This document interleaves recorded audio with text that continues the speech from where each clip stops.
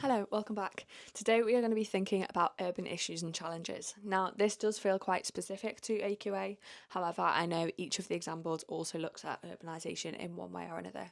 So, my aim is to leave some timestamps below. We've got the urban world, then we're going to look at Rio de Janeiro as a case study, which obviously I appreciate not everyone does. And then we're going to move on to think about urban change within the UK. We're going to use Bristol as a case study here. And then we're going to start to think about sustainable urban development. So hopefully, even if you're not with AQA, this will be helpful for you in one way or another. So in an increasingly urban world, we have something called urbanisation. Now, urbanisation, the definition for it is the proportion of the world's people who live in cities is growing. It's the result of a natural increase of population plus migration. Urban growth is covered by the increase in the area covered by cities. So, what affects urbanisation?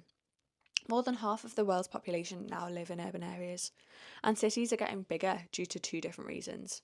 One being rural urban migration, which is the movement of people from towns into cities.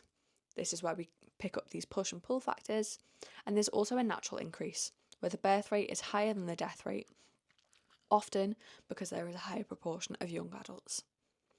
Now, megacities are those with a population of over 10 million people. In 2015, it was estimated that there were 28 megacities by the UN, and by 2050 there'll be as many as 50. Many of these megacities are found in our low-income countries and our newly emerging economies. So there are three different types of megacities that you need to be aware of. We have our slower growing megacities found in Southeast Asia, Europe and North America, where the population is at 70% or more in urban areas. There are no squatter settlements, and your examples are Tokyo, Moscow, Los Angeles. We then have our growing megacities, often found in South America and Southeast Asia, with a population of 40 to 50% living in urban areas and under 20% in squatter settlements. So places like Beijing, Rio de Janeiro, Shanghai, Mexico City. And then we have our rapidly growing megacities, often found in South or Southeast Asia and Africa, with a population of under 50% in urban areas and over 20% in squatter settlements. So, for example, Jakarta, Lagos, Mumbai, Manila, these are all your rapidly growing megacities. So, we are going to look at a growing megacity, looking at Rio de Janeiro in Brazil. It is located on Brazil's Atlantic coast, and until 1960, Rio was the capital of Brazil. It's seen as the cultural capital of Brazil and is a UNESCO World Heritage Site. It's one of the most visited cities in the Southern Hemisphere. It's a major port, with its main exports being coffee, sugar, and iron ore. The statue of Christ the Redeemer is one of the 7 wonders of the world. The main services industries are banking, finance, and insurance here. And the main manufacturing industries are chemicals, pharmaceuticals, clothing and furniture.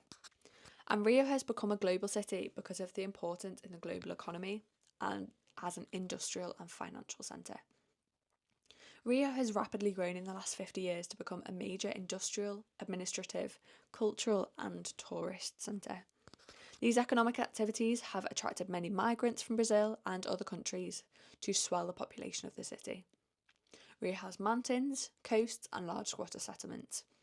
And the city is divided into 4 zones: the North Zone, West Zone, Centro and South Zone. The North Zone is the city's main port area. The international airport and the football stadium are here, and including many of the favelas. These are our squatter settlements. The West Zone has a more luxury upmarket area, and the industrial area has low quality housing. The main Olympic stadium is also found here. Centro has the oldest buildings in the city, and the CBD and the financial centre. The South Zone was developed after tunnels were cut through the mountains and has main tourist hotels and beaches, and the area is dominated by luxury and middle class flats. The inhabitants of Rio face many challenges, notably healthcare, education, water supply and energy. These are made because of the contrasts between the areas, causing great inequality. Healthcare. With 6 hospitals, it's easier to access healthcare services in Rio than in rural areas, and many of the services are not free. So, one example of how the authorities have tried to improve healthcare in the favelas of Santa Marta It has very few roads, which mean the main means of access is an overcrowded cable car. It is 13 kilometres to the nearest hospital. So medical staff took health kits into people's homes and were able to identify 20 different diseases and treat them. As a result, infant mortality in these favelas has fallen and life expectancy has increased. What about education? In Rio, about 90% of children aged 10 can read and write, because there is a great number of schools compared to the countryside. However, about 25% of the poorest children do not go to school. Education in Brazil is compulsory for children aged 6 to 14. However, in Rio, only half of the children continue that education beyond the age of 14. Many drop out of school and are forced into drug trafficking. So, to try and combat this, the authorities have tried to improve access to education by encouraging local people to volunteer to help in school, giving grants to poor families, making money available for physical activities, and opening a private university in the Rishina favela. Water supply. The city has a large freshwater treatment works in the world, one of the largest. Oh no, it does have the largest water treatment works in the world, and so the people of Rio have much greater chance of having fresh water supply compared to that in the countryside. However, 12% of Rio's population do not have access to clean running water. It's estimated that 37% of the water is lost through leaky pipes, fraud, and illegal access. Most of the work has improving water quality and quantity of the water in the favelas and the Olympic Park.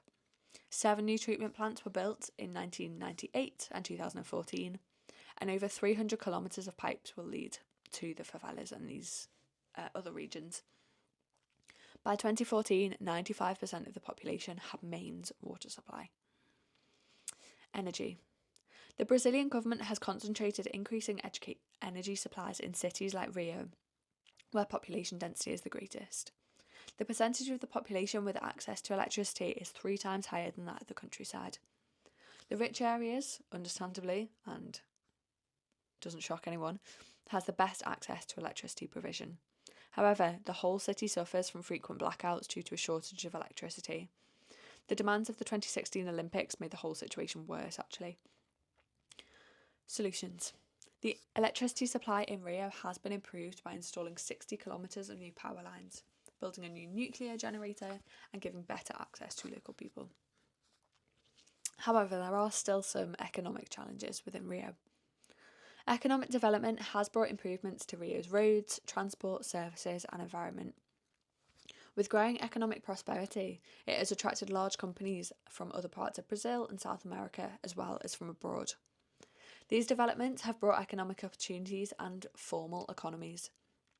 With its dense population and more employment opportunities in the city than in rural areas, there is a massive labour supply, and the existing industry stimulates economic development.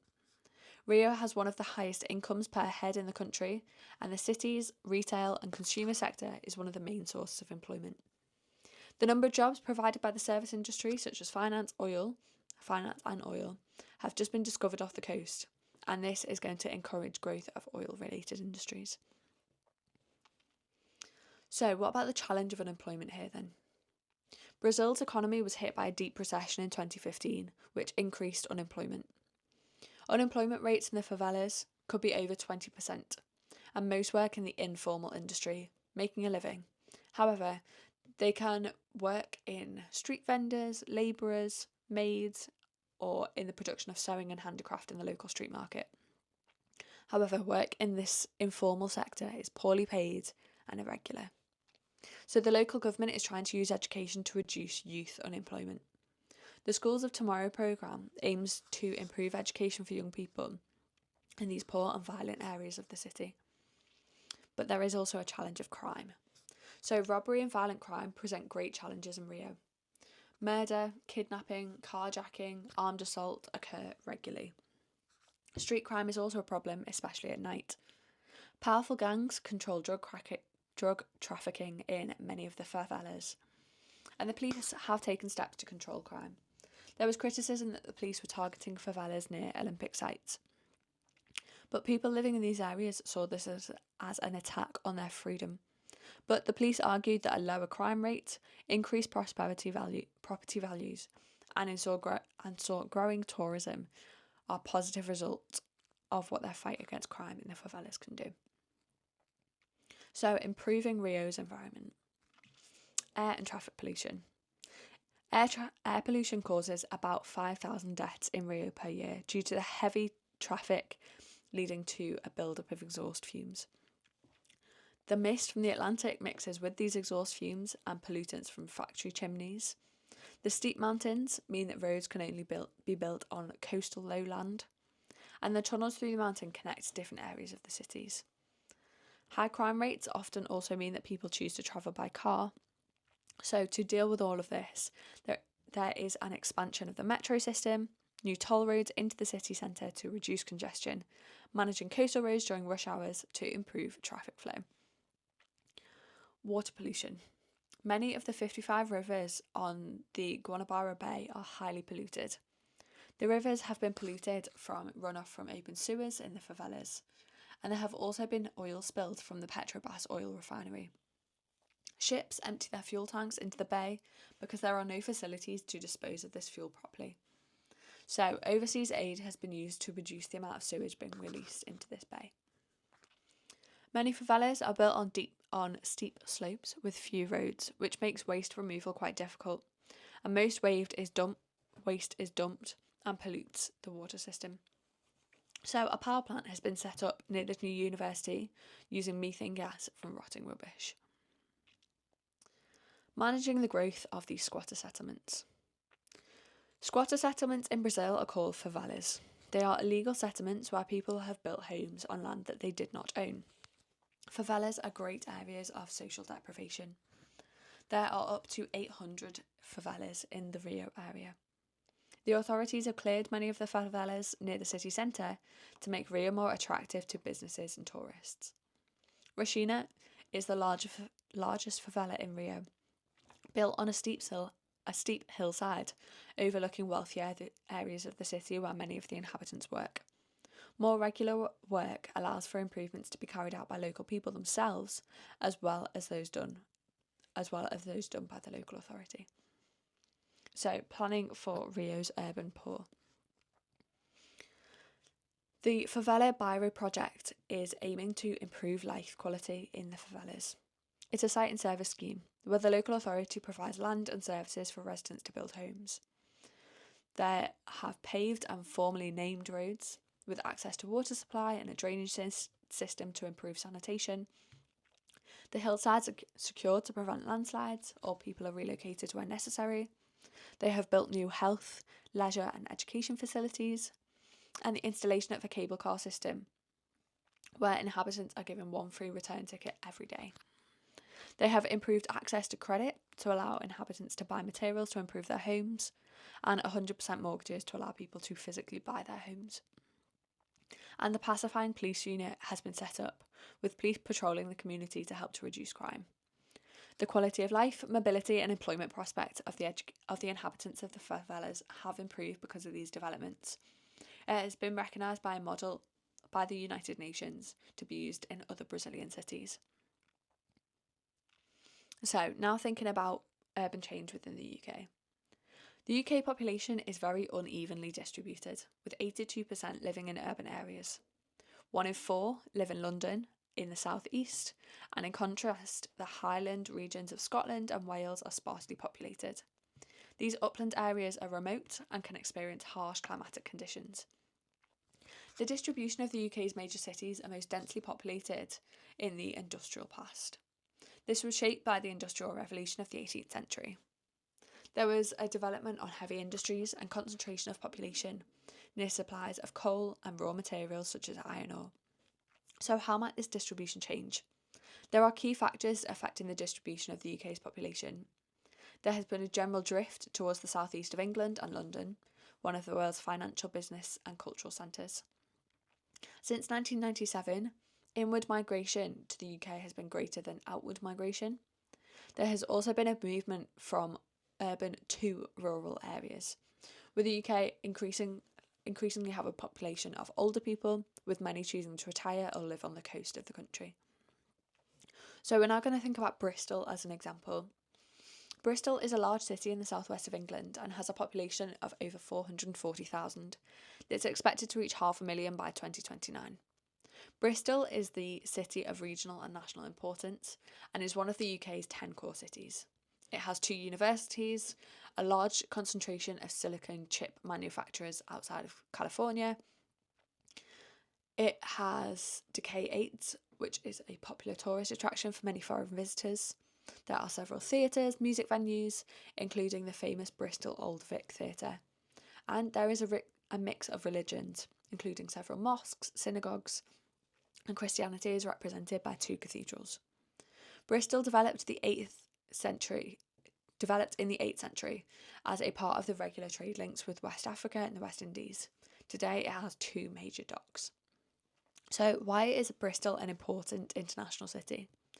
It holds a strategic position on the M4 corridor with good road and rail links and easy access to London and rail and ferry services to Europe. Bristol Airport links the city to major European centres and the United States. There have been high levels of inward investment and manufacturing in finance and high-tech businesses. And Bristol University attracts students from all over the world, where they can graduate to go into professional managerial and knowledge-based jobs. The impact of migration in Bristol. There is a part of a hard-working and motivated workforce, enriching the city's cultural life. However, there is a challenge of integration into the wider community. Many young migrants help to balance the Asian population here, and they need to provide education for children whose first language is not English, putting pressure on both housing and the economy, contributing to both local and the national economies as well. They also help to improve the skill level where there are shortages.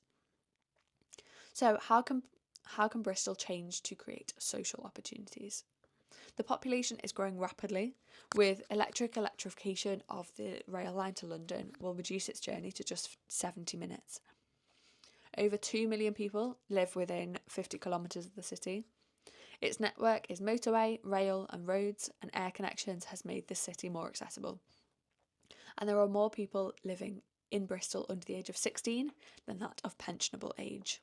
And as a result, the population is becoming much more ethnically diverse. The cultural mix. Bristol's youthful population contributes to a vibrant underground music scene, in addition to the usual range of nightclubs and bars. The Colston Hall has concerts and entertainments by major names in rock, pop, jazz, folk and classical music. The Bristol Old Vic, the Bristol Hippodrome and the Tobacco Factory provide a wide choice of entertainment in the forms of plays, dances, opera and musical theatre. Bristol has 2 professional football teams, City and Rovers, and a rugby union team. Shopping is a growing leisure facility, and Bristol sees major changes in its shopping provision. Cabot Circus development opened in September 2008 and cost £500 million. Shops and leisure facilities take up 2/3 of its floor space. As well as shops, there are offices, a cinema, a hotel and 250 apartments. Bristol's Harbourside. This is part of the project to regenerate the city. Former workshops and warehouses have been converted into bars and nightclubs and cultural venues, including an art gallery, a media and art centre, a museum and a science exhibition centre. And a 3-day annual Harbourside Festival attracts around 300,000 spectators. The economic and environmental opportunities. Bristol's traditional industries were based on its function as a port. The closure of the city centre port left empty warehouses. Some have been turned into flats and some reused for new industries. The major change in Bristol's industry has been a growing number of people employed in high-tech companies. The following factors attract high-tech companies to Bristol. A government grant of £100 million to become a super connected city with broadband download speeds of at least 80 megabytes a second. With close links between the city council and the university, it has a large, educated and skilled workforce, lots of advanced research at the university, and different industries have begun to work together collaboratively in research and development. In 2015, Bristol became the UK's first city to be awarded the status of the European Green Capital. The first year in its first year as the Green Capital, 175 businesses created a Green Action Plan. The major events included an International Festival of Green Technology. The first 100 electric charging points were installed in the city, and every primary pupil planted a tree to improve the city's green coverage. More than a third of Bristol is open space, and over 90% of the population live within 350 metres of parklands or waterways. There are 8 nature reserves and 300 parks in the city. Queen Square was once a dual carriageway, but has now been transformed into an open space with cycle routes. There are some challenges in the economy and industries of Bristol have created for the city's environment. Many industrial buildings are no longer used and have become derelict, and the demand for new homes has led to an urban sprawl, leading to new housing development in rural areas on the edge of the city. The areas that have become more run down are mainly in the inner city, where there is a concentration of redundant housing industrial buildings. Where the port function moved further downstream from the city, many warehouses were abandoned and fell into decay. Bristol's growing population has led to an increase in the end of the 20th century and caused the demolition of older areas of slum dwellings. Urban sprawl has extended particularly to the northwest of the city, and a new town of Bradley Stoke has extended the city to the north. But what has been done to reduce this urban sprawl? Bristol has done well in developing brownfield sites. Between 2006 and 2013, only 6% of new housing developments were on greenfield land. By 2026, 30,000 new homes are planned to be built on brownfield sites. And planned brownfield developments will be high density, with an average of 210 homes per hectare compared to 60 on greenfield sites. Bristol has successfully developed many small-scale brownfield sites, such as Temple Meads, Templegate, Harbourside and Fennells Reach. The amount of waste produced in Bristol is still 23% lower than the UK average. However, the city still produces over 500,000 tonnes of waste per year. Bristol is ranked number 1 in the top of the English cities, based on the percentage of waste it recycles. Bristol's population has grown by 9% since 2000. The same household waste has been reduced by 18% in the same period. This has been achieved by agreeing higher targets with contractors who handle household waste, teaching primary pupils to recycle and the importance of recycling at home, introducing special curbside collections and facilities for recycling different kinds of household waste, and making technological improvements in recycling. Vehicle emissions are the main cause of pollution in Bristol. It is the most congested city in England, and its main bus routes are often the most polluted. An estimated 200 people die a year as a result of air pollution. Steps are being made to improve the air quality in Bristol, such as reducing speed limits on motorways and in residential areas, the Frome Gateway, a walking and cycling route into the city centre, an electric vehicle programme with charging points in 40 public car parks, and a smartphone app with information about public transport. But within Bristol, there is still significant social inequality. These can be measured due to a range of factors that affect people's lives, including housing, education and health. A lack of investment in the city has led to social inequalities between different areas. Some areas that are in high levels of deprivation. Philwood. In 2010, more than a third of people living in Philwood were in very low income households. Drugs, bullying, crime, poor environment, lack of transport and dumped cars are problems facing local residents. Nearly 6% of houses are overcrowded, 35% of pupils receive free school meals, only 36% got top grades in English and maths. The life expectancy is 3 years below the city average, with poor access to shops selling fruit and veg, and over a third of 16 to 24-year-olds are unemployed, either long-term unemployed or have never worked. In contrast, Stoke Bishop is a very affluent suburb to the northwest of the city. It includes Senna Park, an area that is home to many millionaires who live in Victorian and Edwardian villas. The area overlooks open spaces of Clifton Downs and the gorge of the River Avon. Despite the proportion of older people being 8% higher than the average for Bristol, the death rate is comparatively low. 14% of pupils here receive free school meals. The life expectancy is 4 years above the city average. Only 2% of the population is unemployed, and fewer than 3% of children live in poverty. New housing for Bristol. The Green Belt was set up to prevent urban sprawl on the rural urban fringe of the city and to prevent the merging of cities of Bath and Bristol. Only 5% of the Green Belt around Bristol is controlled by the city's authorities. 3 neighbouring local authorities are in charge of planning on the protected land. There is a lot of opposition from local people to build houses on this Greenbelt land. Many local people on the Harry Stoke development were concerned about increased congestion, traffic noise and poor air quality, the impacts of ecology and habitat loss, the loss of open spaces and informal recreational activities, the impact on existing communities and services and facilities, and the effect of development on local flood risk. Bristol has a good record for reusing brownfield sites. Bristol's dockland declined when cargo ships became too large for the River Avon from the Bristol Channel. The closure of several industries around Bristol docks, such as tobacco factories, sand dredging and lead shot works, left several listed buildings empty and unused.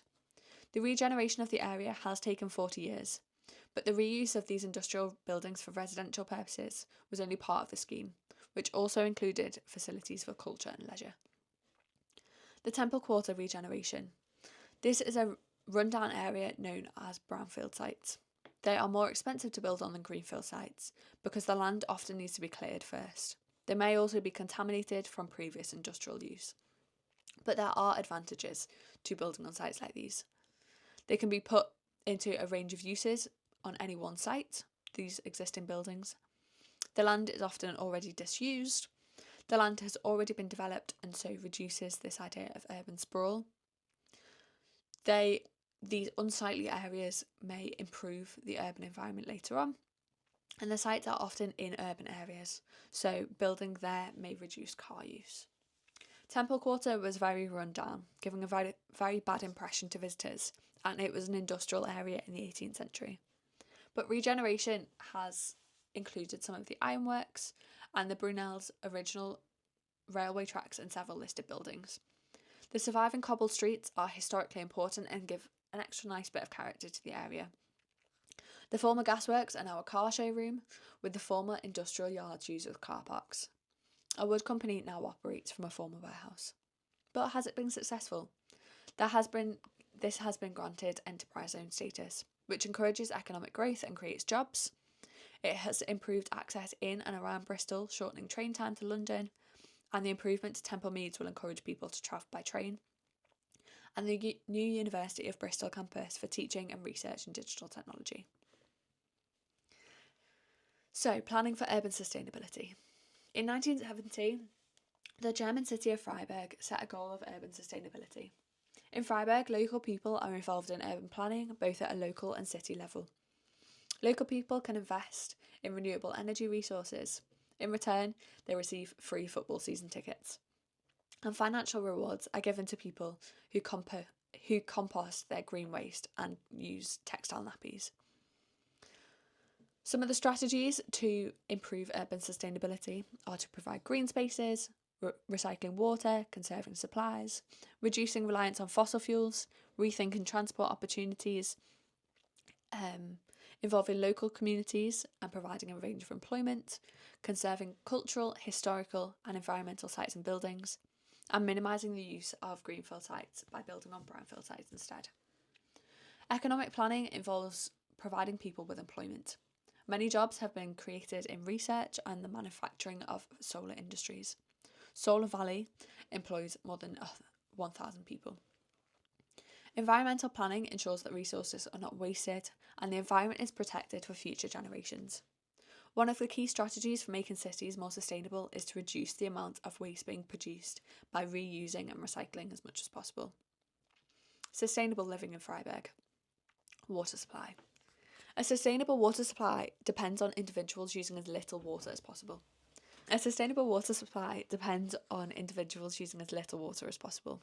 This involves collecting and recycling water rather than relying solely on wastewater from reservoirs. Homes need to have roof gardens with facilities for rainwater harvesting and rainwater recycling. Groundwater is the most important source for drinking water and has to be protected from pollution. As water soaks through green open spaces, they filter out pollutants.